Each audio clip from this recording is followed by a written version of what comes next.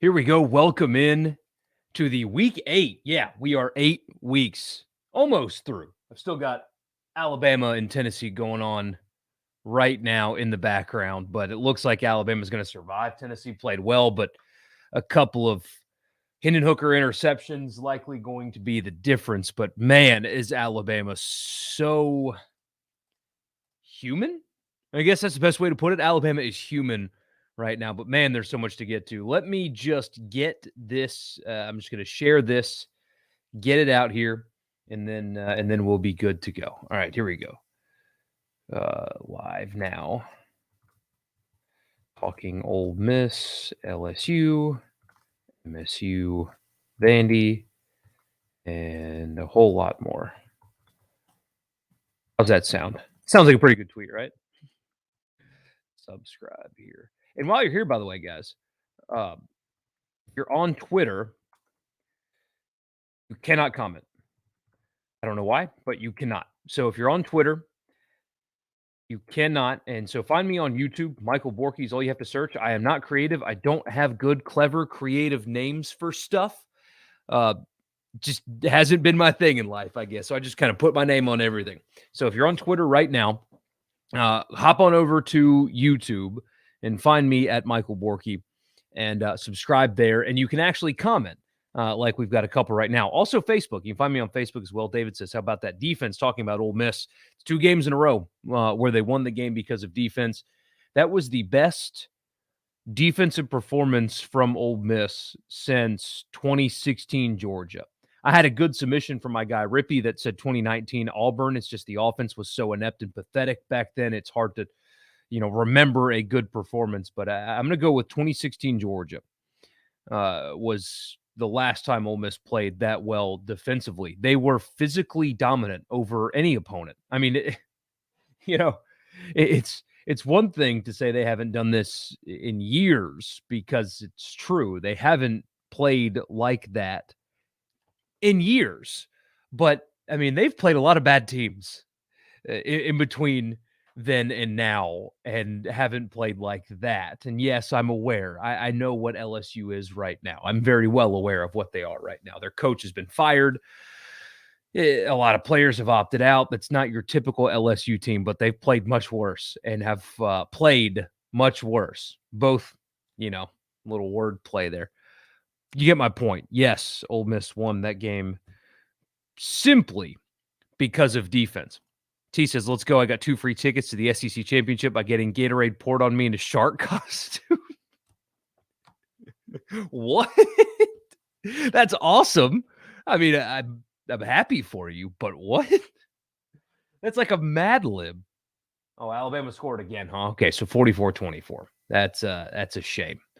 That's a shame. Tennessee played well, but that's hilarious. That is hilarious. Congrats. That might be a fun game, and it might not be just a Alabama-Georgia matchup. I know that the score is reflecting a blowout, but that's not an invincible Alabama team that I've been watching. Jason says Alabama's sloppy. I saw at least 2 almost certain touchdown passes dropped before halftime. Yeah, they drop a lot of passes. They don't execute particularly well. Bryce Young's a little inconsistent. Good athlete, but he's inconsistent for sure. Yeah. What's up, Borky? How about that 9 overtime game? Okay.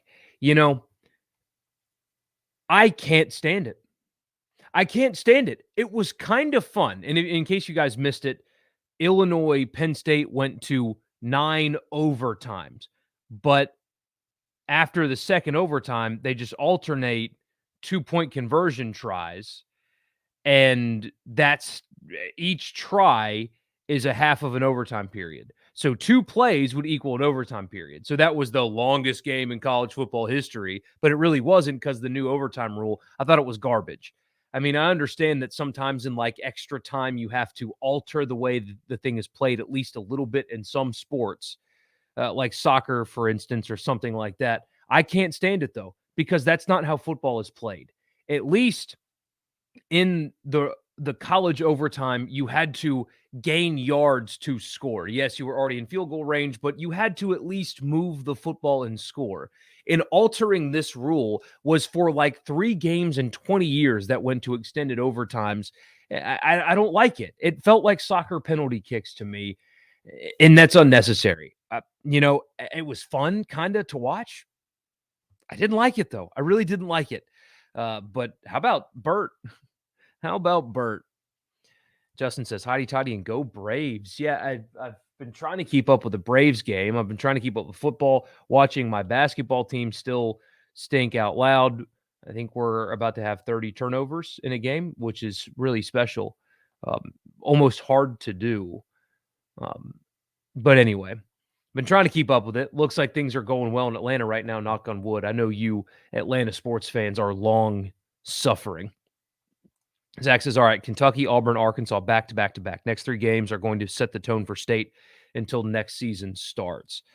Yeah, this is a huge one. This is a huge, huge, huge game in Starkville for Mississippi State upcoming this weekend. It's massive. This is a really good Kentucky team. And although State essentially got a pseudo bye with Vanderbilt, Kentucky did not have to play this weekend. They play exceptional defense. They are fundamentally sound. I expect a really low-scoring game, but the atmosphere in Starkville Saturday night needs to be a good one. It better be a good one because this is going to be a very difficult game. I've heard a lot of confidence, and understandably so. You're confident in your team. You love your team, but you better create an environment that's difficult to play in. I think you will, by the way. I'm not saying anything other than I expect it to be that way. But Kentucky's really good, and they are fundamentally sound, and they run the football, and they play great defense. And State has to be prepared. They've got to rise up and be ready for this game because of that stretch, Kentucky's the best one. It's crazy to say that, but between Kentucky, Auburn, and Arkansas, Kentucky is the best of those 3. Cameron says, take away the garbage time touchdowns. Rebs hold LSU to 7. Who would have thought? Not me. Not me at all. No shot. I would have expected that to happen, especially after the first couple series, No, and I didn't like the way they defended garbage time. I really didn't. I think you can so often get so caught up in prevent that you give too much, and Ole Miss does that. Ole Miss gives too much. Almost bit them last week against Tennessee. Didn't matter today, but the score and the stats don't even really reflect how dominant they were. They were more dominant than the score reflects. So yeah. Anyway, Cameron says, keep calm and chop on, by the way. William says, does Ole Miss have a feasible path to Atlanta after the top 10 fall out this week? It's all up to Alabama. I mean, Ole Miss has to win out, and Alabama has to lose. That's the only way. That's the only way. But with the top 10 fallout, Ole Miss has a feasible path to an Access Bowl. So, it's not the SEC championship, but going to an Access Bowl in year 2 would be a massive step for your program. And if you go to an Access Bowl in year 2, Matt Corral is at worst getting invited to New York City. So the path really goes through Alabama losing. That's the path. Alabama has to lose. But Access Bowl is absolutely within Ole Miss's grasp right now. T says Ely finally decided to contribute to the team, so you love to see it. Yeah, his breakaway speed is damn. I mean, him and when he's locked in the open field, he's one of the best in the SEC. It's just getting him there, and once he did, you see the results. Lane Kiffin kind of called him out. At least that's what it felt like in his press opportunities this week, and he rose to the occasion. Multiple third and passing downs where they ran the football successfully. They had LSU on their heels, kind of expecting some kind of pass because you have Matt Corral, and Ole Miss was able to get them napping, and look at what happened. Justin says he had no idea the overtime rules changed until today. It sucked. And says that wasn't true overtimes. No, it wasn't. I didn't like it. I really didn't. The college football overtime was not broken. It did not need to be fixed, especially for the sake of stopping the extremely rare. You should not make rules to prevent something that basically never happens, you know? You ruined a good overtime format for the sake of not having a 7 overtime game once every decade. I couldn't I hated the rule at the time, and seeing it in execution, that wasn't football. That was soccer penalty kicks. And do you really want football to be soccer? I love Team USA soccer anyway. I watch every single match of theirs. I don't want football to do things like they do. I think penalty kicks in soccer is stupid because that is not how you determine the outcome of a game in any way.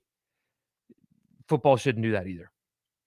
How about Wake Forest and Army? Yeah, I've got a note to talk about that. They survived. Remember, Wake Forest is the ACC's best chance, really only chance at the college football playoff. Pittsburgh is there, but they lost to Western Michigan. A one-loss Pittsburgh team with a Western Michigan loss is not getting in over a one-loss Ohio State, for example, or a one-loss Michigan, or a one-loss Alabama, or a one-loss Oregon.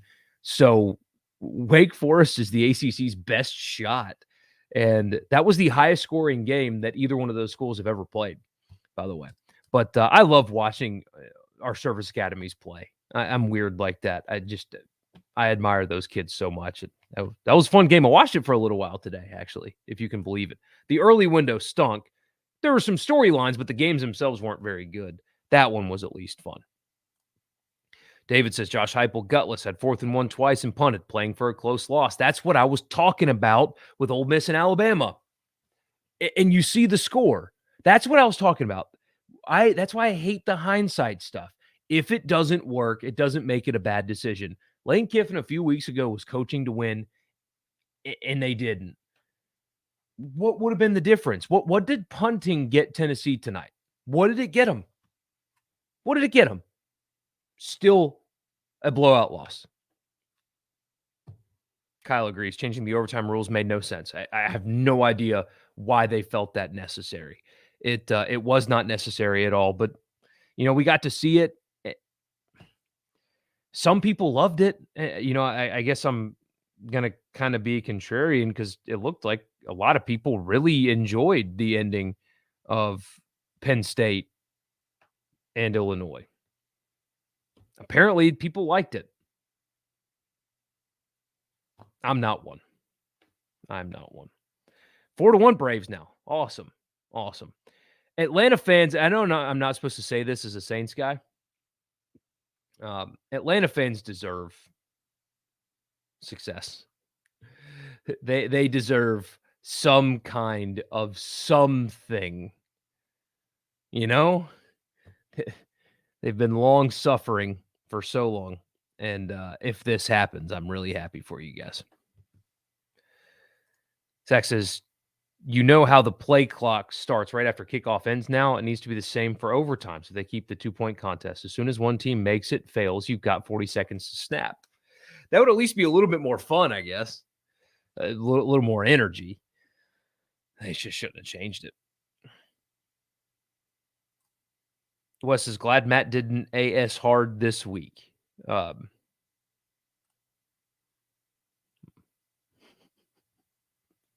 Maybe want to run that one back, huh?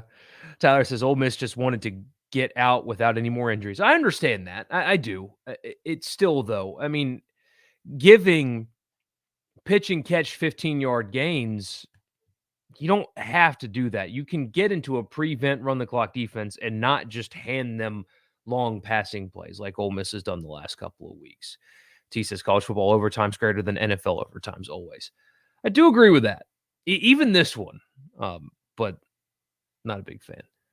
Jason says Alabama doesn't have to lose. If they and Ole Miss went out, Ole Miss is right there for the 4 spot.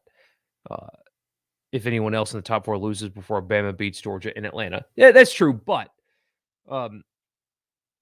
if Ohio State runs the table and goes to the playoff, Ohio State gets in over Ole Miss. This is just how it's going to go. I know it's not right, but this is how it's going to go.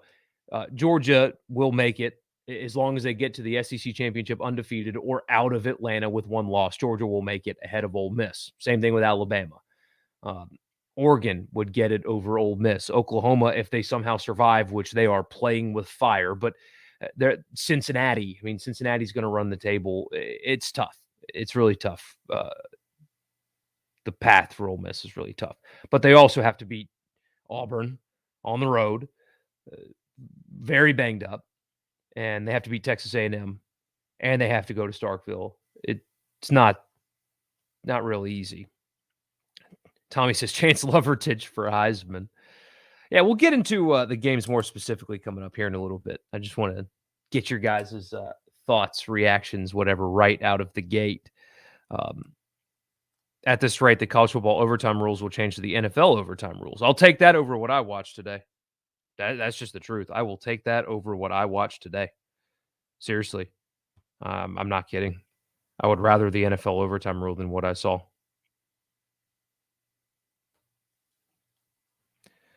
Justin says, well, I'm not by any means a soccer fan. I agree on penalty shots to determine a game. It's like football having a field goal contest to decide the winner. Exactly. It frustrates me. I don't like it. I really don't. By the way, I counted. T says 4 times the students started the "We Want Arch" chant. Good, as long as nobody painted it on their bodies. That's fine. The chanting's fine. The 21-year-old painting the name of a 17-year-old boy on their body is where it crosses the line for me. But, I mean, Lane Kiffin was wearing the kid's last name on his shirt today. Oh, man. His last name was painted in the end zones. Cameron says, I hate that Bryce Young is going to get I play for Alabama vote when it comes to the Heisman, but does a loss to Georgia in the SEC championship factor in, and will the vote happen before then? It happens after. But yeah, you're right. He is going to get a lot of I play for Alabama voting. I don't think he belongs in the conversation. Truthfully, I don't. I think when you've got the advantages that they have, and honestly, it's not like he's been that special. He's been fine. He's been good. He's been very good. He's very talented. But as a first-year starter with this team and being fine like this, that's not a Heisman winner at all. Kenny Pickett deserves votes over Bryce Young. That's the truth.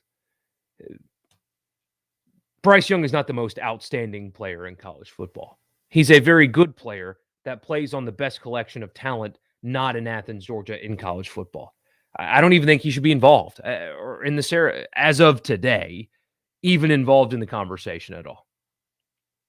Garrett misses those 90s Brave squads, he says. Oh, and Hottie Toddy, he says. Any word on Ben Brown? I wonder who Ole Miss can get back this week. The thought was he was going to try to give it a go. Maybe he couldn't.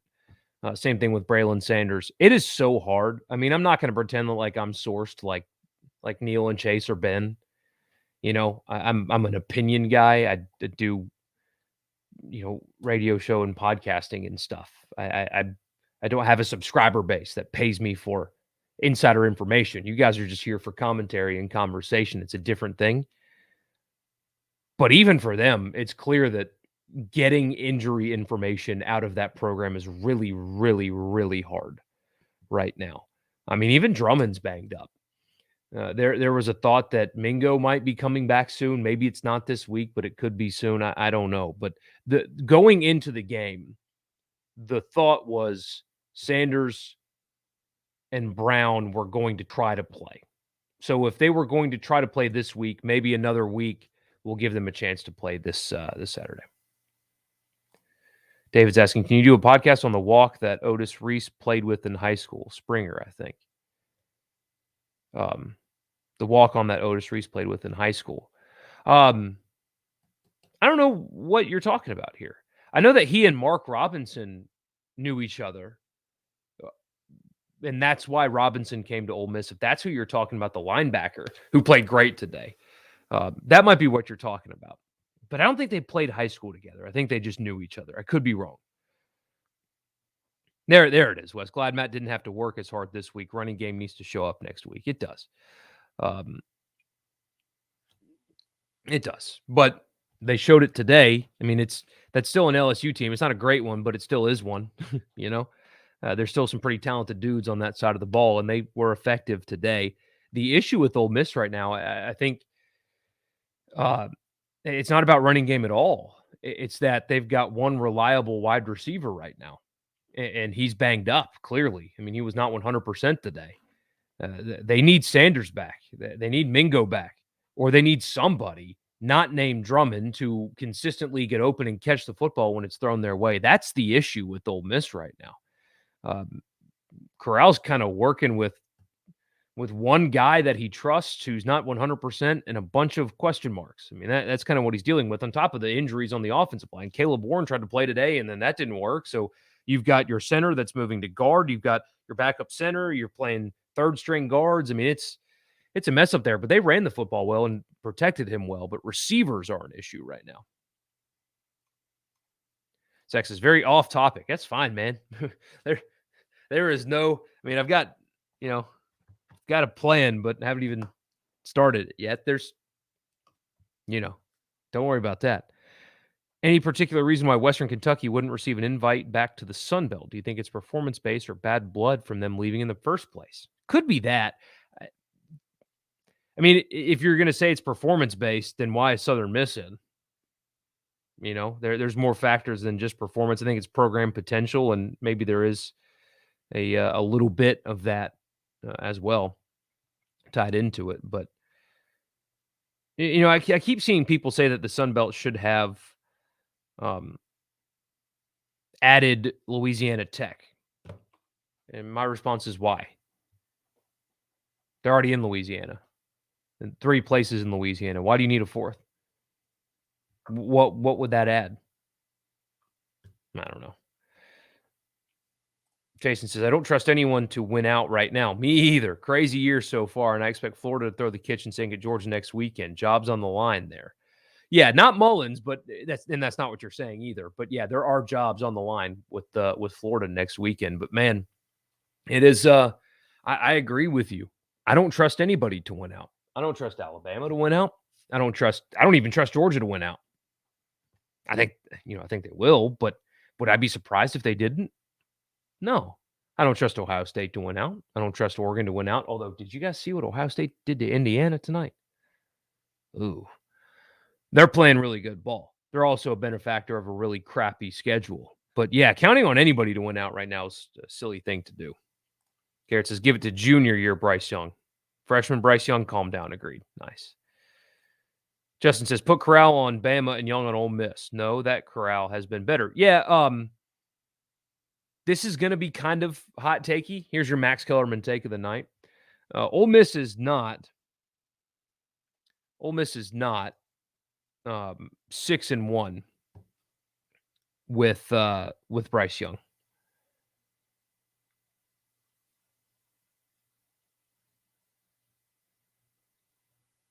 Sorry, I just got an interesting text message. Anyway. Yeah, no, that Clemson pick did not work out for me today. Although I have seen people like on the name, image, and likeness thing. It is kind of ironic that when this game ends, they're going to show highlights of Clemson losing and DJ getting benched today. And then following that will be his Dr. Pepper commercial. And I've seen a lot of people make fun of that. Almost like feeling bad for Dr. Pepper for not getting their ROI. But this, to me, is exactly why I supported it so much. Because, DJ may not be a professional quarterback anymore. This may have been his only chance to cash in on his name. Why should I feel bad for Dr. Pepper? You want to see what their market value is? For having an NIL deal that falls a little flat. Cost them a few $1,000. Why should I feel bad for Dr. Pepper? The DJ NIL deal and him not working out justifies why I think he should have gotten it in the first place. Because this was his only chance to really cash in, as it turns out. Krause said he's never heard the VOD as loud as today. I didn't know that. I have only watched Kiffin's postgame. I've not yet seen Corral, so that's probably why. Sax has got to call out all these Facebook viewers for not watching on YouTube. What are they scared of? The water's fine over here. Yeah, guys, YouTube. I'm trying to make the YouTube channel something. And most people that watch aren't subscribed according to the analytics. So don't forget to subscribe while you're here.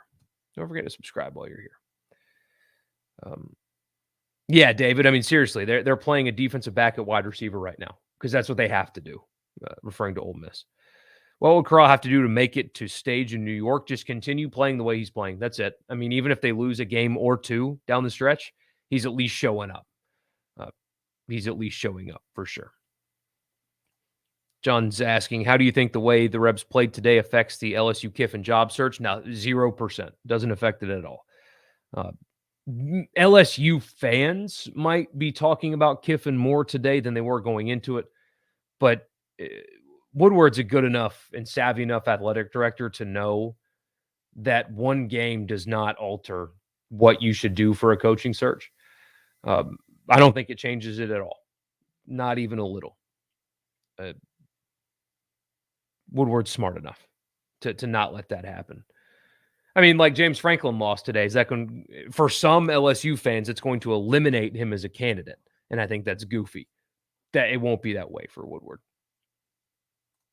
No, I'm not watching something happen. Cameron says another blown call for strike 3 human umpires. Yeah, I mean, if ESPN can get the technology, Major League Baseball, that's, got a bunch of teams that are worth billions of dollars, they can figure it out also. Hot take was you saying the Sun Belt was the third best baseball conference. I did not say that. I have no idea. I think that was probably Haydad. But no, I can't be in college baseball brain during football season. I can't do it. I can barely do it during baseball season. I do it, but it takes me a little bit.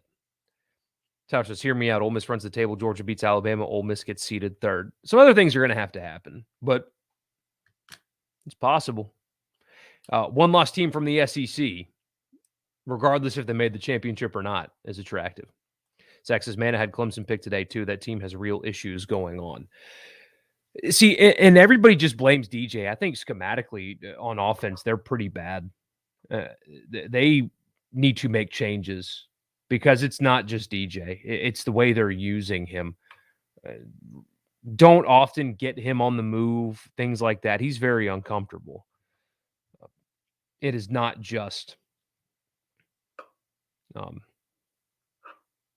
it's not just him. It's not just his fault.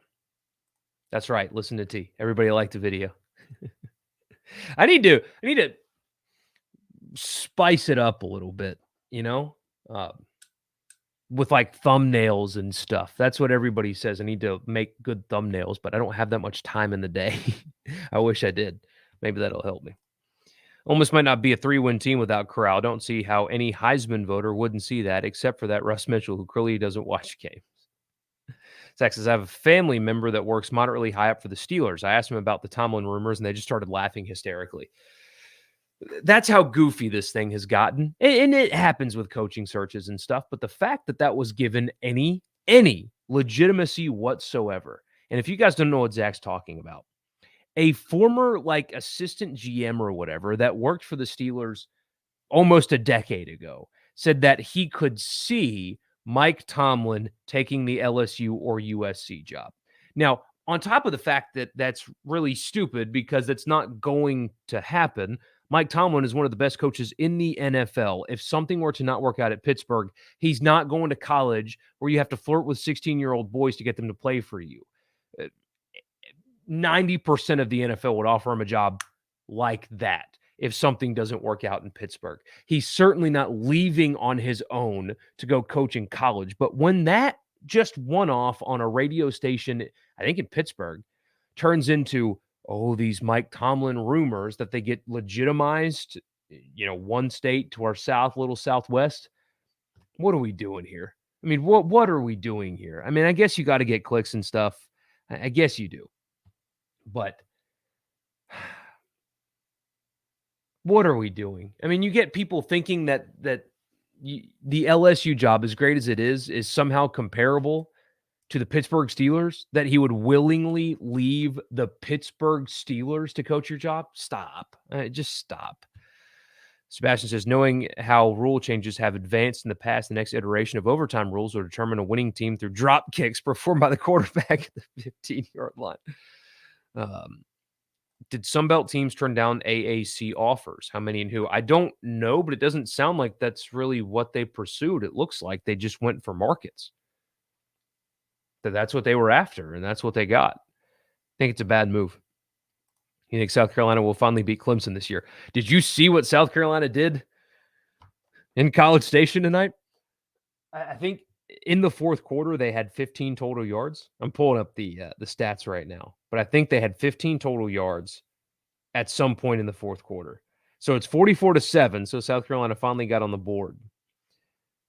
South Carolina, they have 173 total yards finally, 102 through the air, and they're averaging 2.3 per rush. But I think at some point in late in the third quarter, South Carolina had 15 total yards in the game. Things have changed dramatically. Jeez. I tried to tell people, you get people all up in their expectations. And I tried to tell people back home, and there was some media as well that tried to say that anything less than 6-6 is a failure. And it's just like, you have no idea what that roster was that Shane Beamer took over. You have no idea what that roster is that he took over.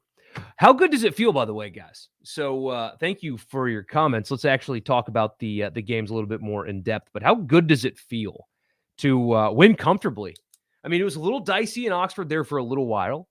LSU moves down the field easily. You give them the ball back, intercept them at the 1. Then Ole Miss just dominated from there on out. But State, it was a little weird early also. You win comfortably. How good does it feel on a Saturday night, not even 10 o'clock yet, and you just get to kick back and just enjoy, How good does that feel? Very little stress this weekend. That's really nice. I did learn, by the way, I have an impossible time watching 2 games at once. If it's 2 games that I need to watch, like tonight, Ole Miss and LSU going on at the same time as State and Vanderbilt, I can't. I don't have the mental capacity to really absorb both games at once. So I had to essentially watch in bits and pieces because of that. I tried my best, but I don't know how well I did. I learned that it's really hard, first world problems and whatnot. But I can't do it. A lot of comments early about Ole Miss, so I'll start there, and then we'll get to State Vanderbilt also. But for Ole Miss, the defense was dominant. That's your story of the game. Ole Miss defensively was flat out dominant in this game. Max Johnson, after what should have been an intercepted ball in the opening drive that ended up being a 44-yard completion and then a touchdown later on, only completed 13 passes for 146 yards. Ole Miss held LSU to 77 total rushing yards on 2.2 per carry. They sacked him 5 times in the game, 7 tackles for loss. Ole Miss defensively in the front 5 and then some were physically dominant over LSU. And again, I know this isn't a good LSU team. They've had a lot of guys leave and all that. Their coach has been fired. It's not a good LSU team, but Ole Miss hasn't physically dominated anybody like that in years, many, many years. Physically dominant. They got to the quarterback. Sam Williams was great again. Robinson was great again. Chance Campbell was great again. It's clear that Jake Springer being on that defense is a major help, but physically, they were more physical than LSU. They imposed their will on LSU, and that's not something that you can say very often. That is a defense that is playing extremely confidently. They're tackling better. They're more willing tacklers. They aren't making mistakes. They're not really blowing coverages. There's a couple of poorly played balls in the secondary today, but, I mean, LSU gets a late touchdown to make it 17, but Ole Miss held LSU to 10 points today and physically dominated them. It's nitpicking to talk about a play here or a play there.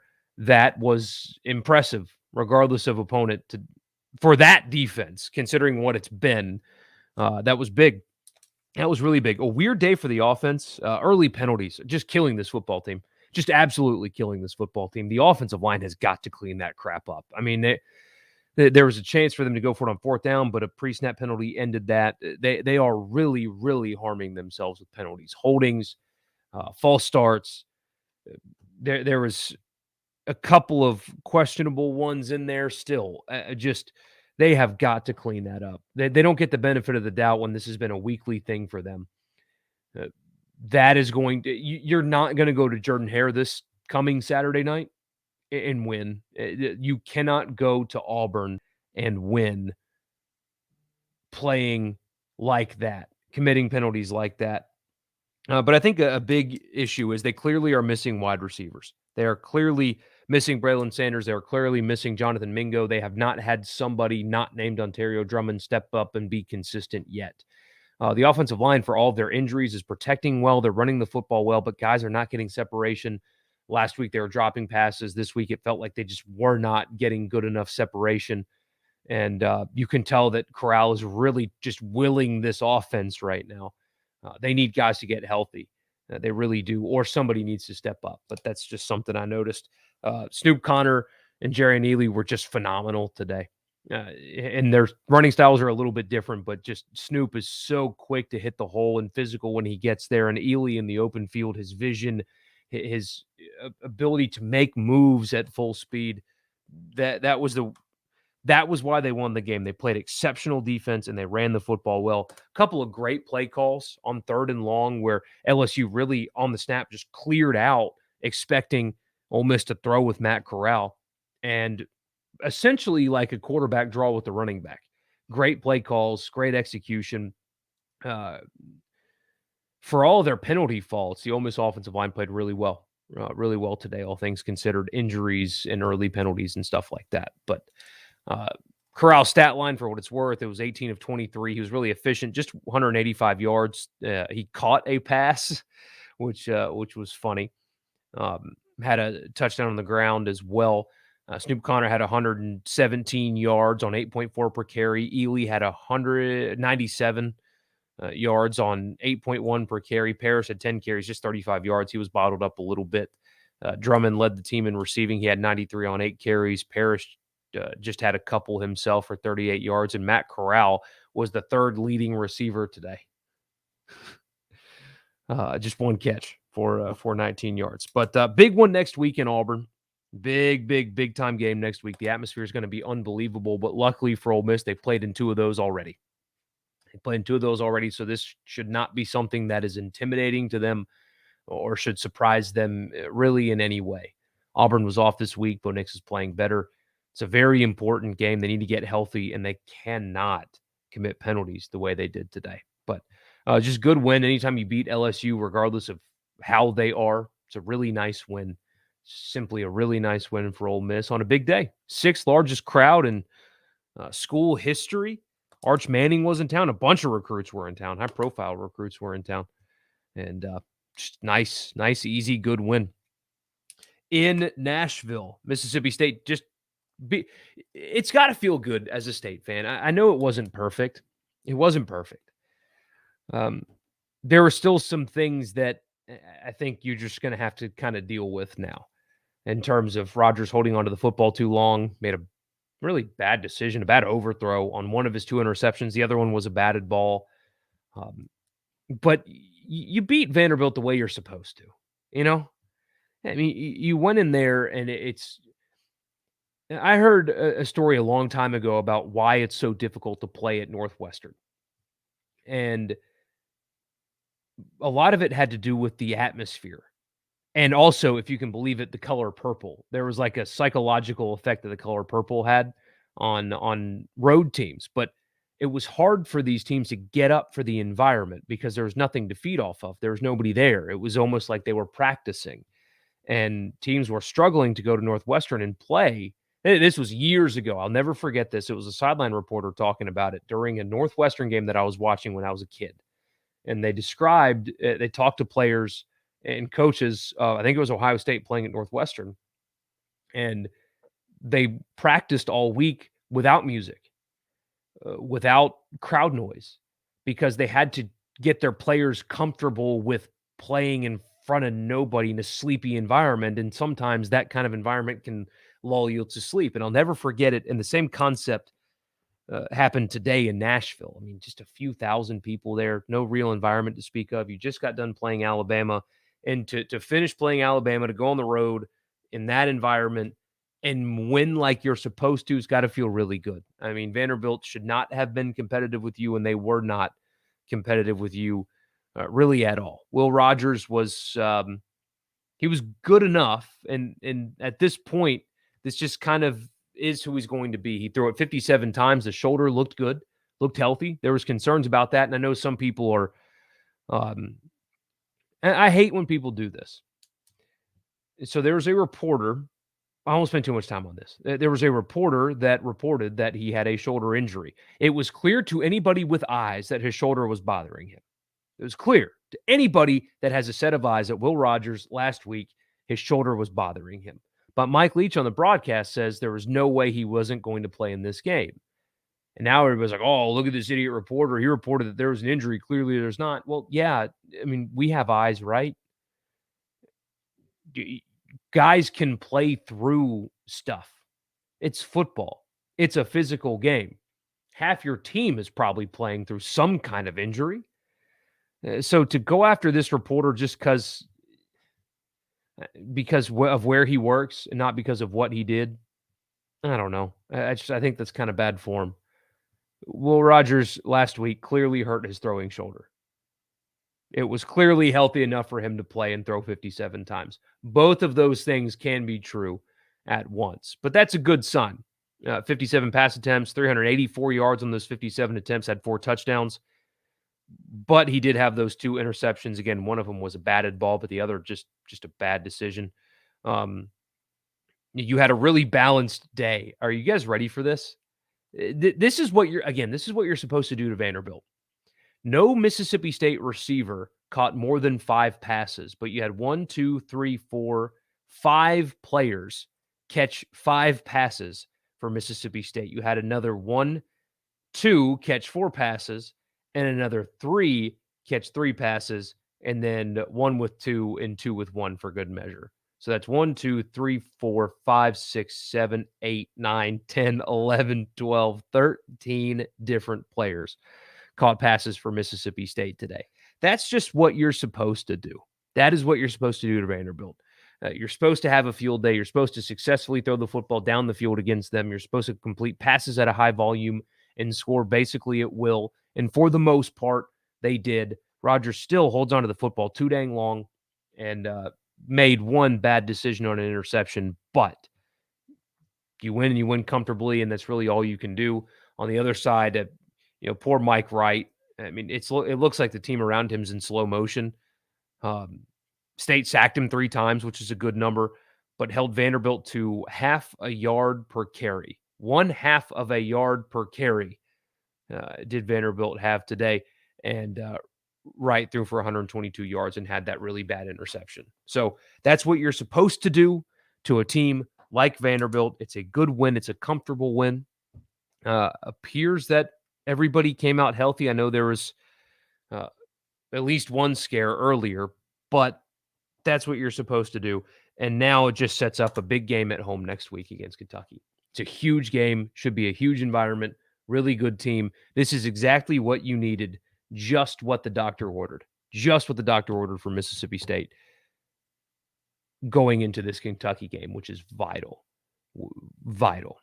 But so what you're saying is, Zach says, the Commodores need to start wearing purple. Yeah, I mean, that's what they said. They talked to a sports psychologist that said part of the issue with playing there is the color. That certain colors can affect your mood. So when teams go to Northwestern and there's, 10,000 people or so in the stadium and they're wearing the color purple, it's hard to generate your own enthusiasm. I don't know why it stuck with me, but I'll never forget it. But that's the kind of thing today is you can very easily be lulled to sleep in an environment like that. You really can. And State didn't today. and you got to feel good about that. Last few things for you. I'll just run through these quickly. Oklahoma survives Kansas. That is not the fourth best team or third best team in college football, and we need to stop the Heisman talk for their quarterback that started his second game today. What are we doing with that? ESPN ran a segment about that. They should have lost to Kansas today. He's fine, but my gosh, talking about Heisman for a guy that has his second start today in week 8. What are we doing here? Tommy also gets his chance leverage for Heisman. Yeah. Well, shit, if ESPN's going to do what they're doing today with this kid from Oklahoma, then why not? Apparently, you can start 2 games, one of which against Kansas, the other against Kansas State, and be a Heisman Trophy winner. Apparently, that's a thing that you can do. Sebastian says, sounds like Big Ten spin to me. The toughest empty stadium to play in is in the Big Ten. No, it's more like it's just hard to get up for that environment. Not like, oh, it's so tough to play here, but sometimes you can sleepwalk early against teams like that in places like that. That's all I'm saying. Cincinnati survives Navy. They stay undefeated. Not going well for Ken Niumatalolo up there right now, but I watched some of that game. Cincinnati, all they have to do is survive at this point, I think, to be a playoff team. I don't think they have to make it look pretty. Their one loss in 2 seasons so far, in 2 seasons, is a 2-point loss in a bowl game to Georgia. All they have to do is win out. It does not have to look pretty, and they survived. We talked about Wake earlier. They survived Army. They remain the ACC's best chance at making the college football playoff, if you can believe that. Clifford is not healthy for Penn State. They lost today to Illinois. That really sours the Big Ten East. They still have to play Ohio State, and Ohio State still has to play Michigan and Michigan State and them, and everybody's all got to play each other still. But that sours that a little bit. Sean Clifford's not healthy. I don't think he should have played today. Clearly was not 100%, not even close. Not even close to being 100%. And they lost. And now they're kind of out of the running. And, now James Franklin can focus on the LSU job or trying to get that. Oklahoma State lost. I was really hoping to see Bedlam become a play-in game for the college football playoff. I was really hoping to have Oklahoma and Oklahoma State show up undefeated. That would have been a hell of a game, but road underdogs on the road as an undefeated top 10 team. Underdogs, and they lose the game. Looks like the odds makers know what the hell they're doing. Ole Miss will certainly jump them and Penn State for whatever that's worth. And we already talked about Clemson. So that's pretty much what happened this weekend. There wasn't really a whole lot of excitement, if we're being totally honest. Just not much to, NC State may lose at Miami right now. That's still going on. I haven't watched a second of it, but they're down 1, 2 minutes to go, 3 minutes to go in the fourth.